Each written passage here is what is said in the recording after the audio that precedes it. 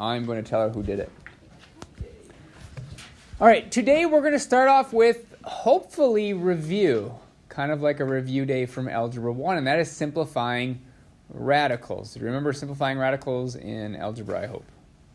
A little bit? Did you do it? A little bit. Okay. Whether you remember or not, hopefully you did it. So a radical or a square root is in simplified form if no perfect square factors of the radicand remain. The radicand is the thing that's actually underneath the radical symbol. That is our radicand. I usually don't say that. I usually just say the number underneath the radical. When I say radicand, people kind of look at me funny. But we also can't have any fractions are under the radicand, and we'll talk about that in a second. And no radicals are in the denominator. And we'll go through every one of those situations so you know exactly what a simplified one looks like. All right, before we actually get to the square root things, we're going to go through some perfect squares. Because you need to know perfect squares in order to actually simplify square roots. So our perfect squares. And there's a ton of them, so we're not going to list them all. But the basic ones are, basically, we can have 2 squared, which equals 4. So 4 is a perfect square. I can take the square root of 4. And we could just continue on. We could say 3 squared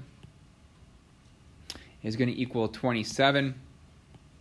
No, 9. I went to cubed. I went to cube world because we're doing cubes and stuff in pre-calc, so my mind automatically went to cubes. 4 squared equals 16. 5 squared equals 25. 6 squared equals 36. And it goes on and on from there. You should be able to recognize probably up to 11, 12, 13. 11 is 121. 12 is 144. 13 is 169. Once you get past there, it gets a little murky, and you just kind of want to use your calculator to check it. So if you're seeing if something is a perfect square, just do 17 squared in your calculator, 18 squared, see if it comes out to what you want it to. All right. So let's start with that first one. We need to simplify. So the first rule is no perfect squares or factors can be in the radicand. So you can't have any perfect squares in your radicand. What's the square root of 64? 8? Yeah. Thanks for raising your hand. One person. It is going to equal 8. And that is because 8 squared equals 64. It is a perfect square, so the square root of 64 is going to be just 8. Square root of 32, yeah. For radical 2. For radical 2, what'd you do with that?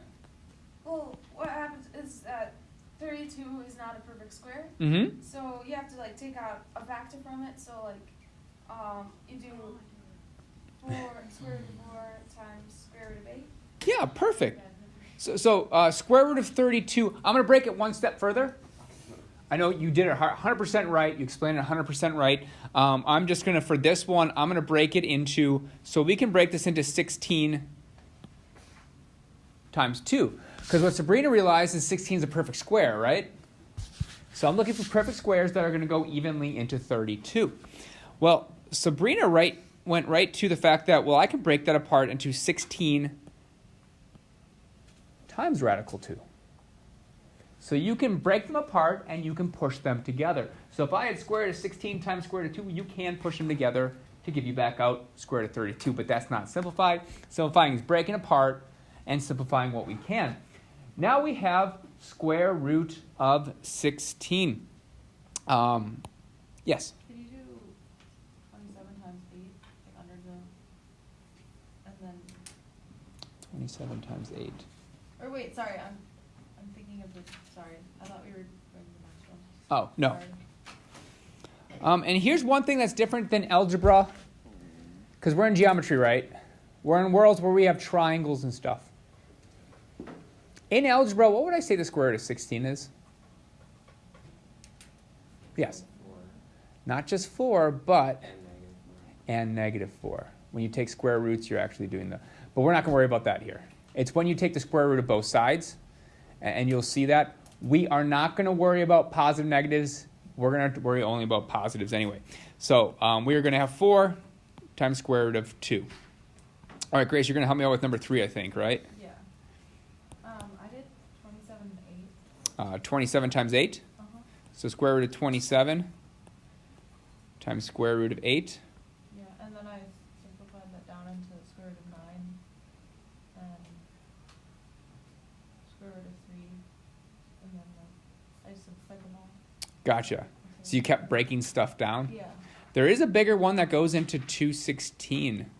Did anyone get the big perfect square that goes into 216? Yeah. 36. How many times does 36 go into it? 6.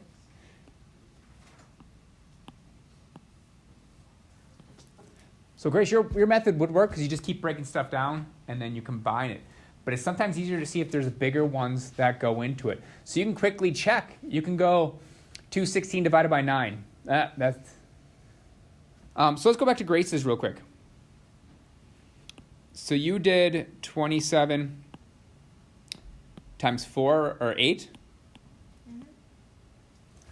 Well, no, neither of those are perfect squares, so you might want to try just trying perfect squares to begin with. Okay, since 27 isn't a perfect square, I'm probably not going to try that. I'm going to try maybe 9, because that's a perfect square, then 16, and then 36. So we're going to keep trying.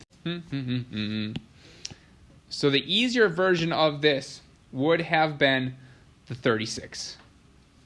The 36 times 6, because 36 times 6 does give me 216. You could break that apart into 36 times 6, which would equal 6 times square root of 6. So Grace, yours would have worked, and I'm sure you would have got the same answer, but it's a lot more little steps. Yeah. The easier way is just to get the biggest one that goes into there first of all. Square root of 14 squared. Want to raise your hand and take a stab at what the answer to that one is? Sabrina?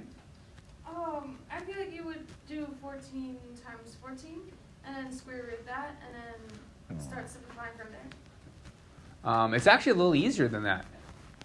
Grace? So the square root of 14 has to be like one number times a number. Mm-hmm. That'll equal that, and so it would just be 14. It would just be 14. In fact, square roots and squares are inverse of each other. They undo the other one. So if we broke this down, and did it by hand, you could write this as square root of 14, kind of like what Sabrina was saying, but there is an easier way. We do square root of 14 times square root of 14, which would equal the square root of 14 times 14, which would equal the square root of 196, but the square root of 196 is 14. So the easiest way to do these is just to go, well, the square root of 14 squared, the 14 and the square root actually undo each other. So the square root of 14 times the square root of 14 is just going to equal 14. Does that make sense? So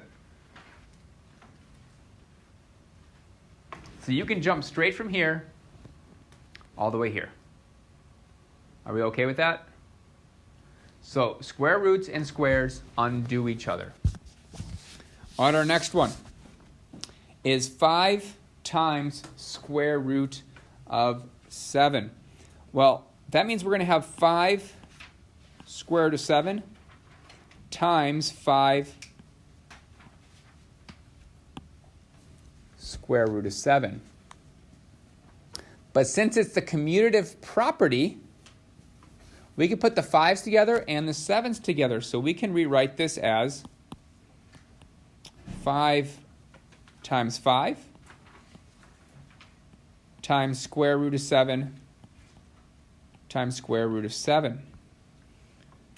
So in fact, you can just rewrite this as 5 squared times square root of 7 squared. So you can almost treat this, as long as it's multiplication, you can almost treat this as I can distribute that power of 2 to both of these terms to give me 5 squared and square root of 7 squared. But 5 squared is going to equal, Oh. I was just gonna say, can't you just put 5? Can't you just automatically get rid of the square root of 7? Is 7? It's just 7, yes. Yeah. Yep, and that's what we're going to do right now. We're going to go 5 times 5 squared is 25. Square root of 7 squared is going to equal just that 7. And 25 times 7 is going to equal 175. So the easier way to do this one is just to look at this as being 5 squared, 25, and square root of 7 squared, which gives you 7, which would just be 25 times 7. So normally we'd skip right to here, and then we do this, and we do that. Questions so far? Is it coming back to us? Or is this completely Greek? It's like, I think we did it a little differently, I don't know, but like, I don't There's know. lots of ways to do it. We're just trying to simplify it so you can do it quicker. Because I don't want to write out like greatest common factors and break it down 50 times. Yeah. Our next one is 3 squared is 6 times 5 square root of 12. Like I said, we can reorder this. We can use the commutative property to kind of put the 3 times the 5 together times the square root of 6 times the square root of 12, and then we can do the multiplication. Well, 3 times 5 is going to be 15 times, and we can extend the square root, so we have 6 times 12 all underneath the radical. So if we can pull them apart here, we can push them together here. All right, that's going to give me 15 times 6 times 12 is the square root of 72. Is the square root of 72, is that a perfect square? No. Is there a perfect square that goes into 72? Stephen? 4. 4 goes, is there a bigger one though? Yeah, 36. 36, yep, that's the biggest one. That's the biggest. 9 also goes into it, but 36 would probably be the best. So we're going to break this apart into, let's just for the sake of trying something. Don't write this down, just pay attention to what I'm doing. And you can write it down if you want to. Let's say we stuck with 4, okay? How many times does 4 go in 72? What was that? Once. Oh, wait. 4 goes into it 18 times, right? So we have 4 squared times 18, which would give me, remember this is just, like you're just doing this and you figure out you made a mistake. Well, we'd have 15 times 2 times the square root of 18. Is there a perfect square that goes into square root of 18? 9 goes into it then, right? So then we just do it again. But let's just go right to the 36. Let's go right to the 36, and we said this is 15 times the square root of 36 times the square root of 2. Well, that's going to equal 15 times 6 times the square root of 2. 60 plus 30 is going to be 90 square root of 2. So let your calculator help you. You know your perfect squares, the small ones at least. You know, like 36, 64, 81. Just keep coming up with your perfect squares and trying them. All right. Any questions on any one of those that are up there? Ask now. Ask now if you don't understand something. Yes? Number 7? Oh, I haven't gotten to it yet. Oh. I mean, anything that's up there right now. All right, let's get to number 7. Number 7 is not simplified. Number 7 is not simplified because if we look at C, it says no radicals are in the denominator. No radicals can be in the denominator. Right now, we have a radical in the denominator. Getting rid of a radical in the denominator is not as bad as it sounds. What's square root of 2 times square root of 2? Akshay? 2. So if I just multiply this bottom, if I just take this bottom one and multiply by square root of 2, I'm going to have 2 on the bottom. Am I ever just allowed to multiply by square root of 2? Yes. You have to put the 2 on the top. I have to put the 2 on top. So if I multiply the bottom by square root of 2, I need to multiply the top by square root of 2, because you could think of this as being square root of 2 divided by square root of 2 would be a giant 1, if you ever did that. That equals 1. You can multiply anything you want by 1. So this is just going to be on top. 3 times radical 2 is just 3 times radical 2. It is now fully simplified. 8 is not simplified. 8 is not simplified because buried in it actually is a denominator that's in a radical. And in fact, our second rule is no fractions are underneath the radical symbol as well. So if we have an entire fraction underneath a radical, just like we did with multiplication where we broke it apart, so on number 2 we broke it apart, you can break it apart with division as well. So rather than square root of 4 over 7, we can rewrite this as square root of 4 over square root of 7. Doing some simplification, I come up with 2 over square root of 7. This is fully simplified, and I am done, and Mr. Pavian gives me full points because it's simplified. No. Don't say, I already simplified the square root of 4. You have to put a star on it. Oh, I forgot to put a star on it. So if I put a star on this, do I get full points? No. Sure.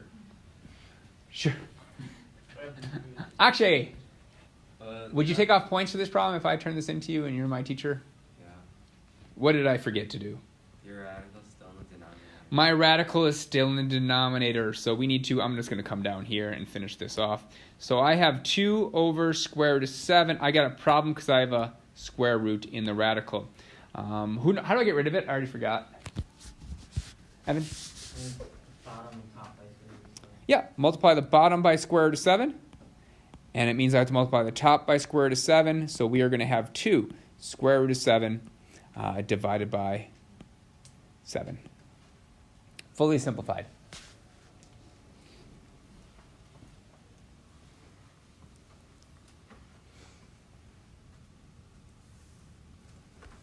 All right, our last one.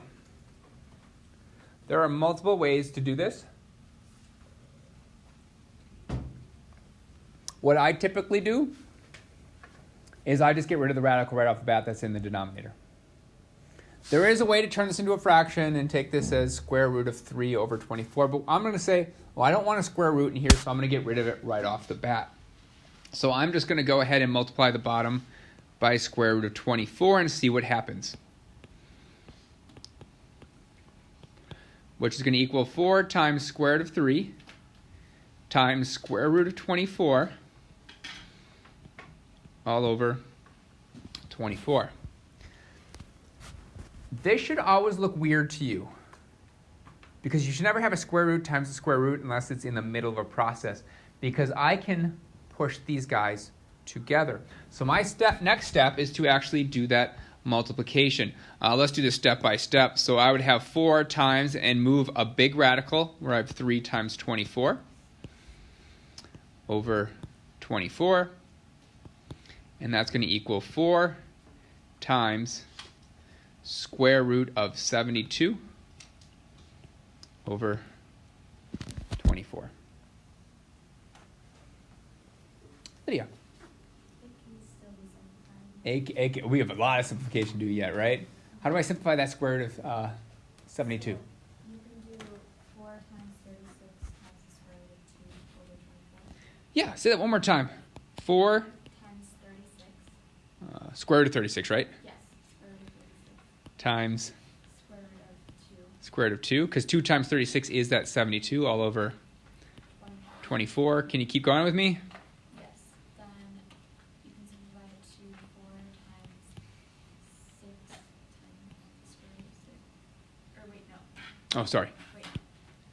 We have 4 times 6 Times the square root of 2. times the square root of 2, because I didn't change that, right? Right. I just changed the square root of 36 to 6. Leave this as square root of 2 Yeah. over 24. Someone want to help me continue? I made Lydia do too much already. Yeah. I do. I first of all simplify out the 4, so it would be 6 over 1 times 36. Square root of 36 times 2. And Okay. So what Sabrina did is she noticed that she could simplify this 4 and 24, right? And I might have done that way up here. I may have simplified this fraction right off the bat. Let's pretend like we didn't simplify it.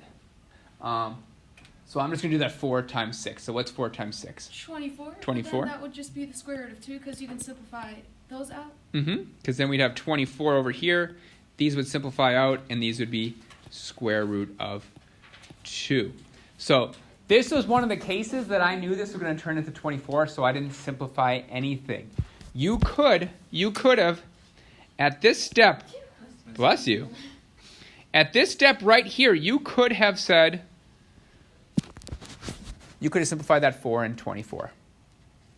You could say that's 1 over 6 right there. Yeah, Oh, can we do another way to do it? Because I did it a different way. that's okay.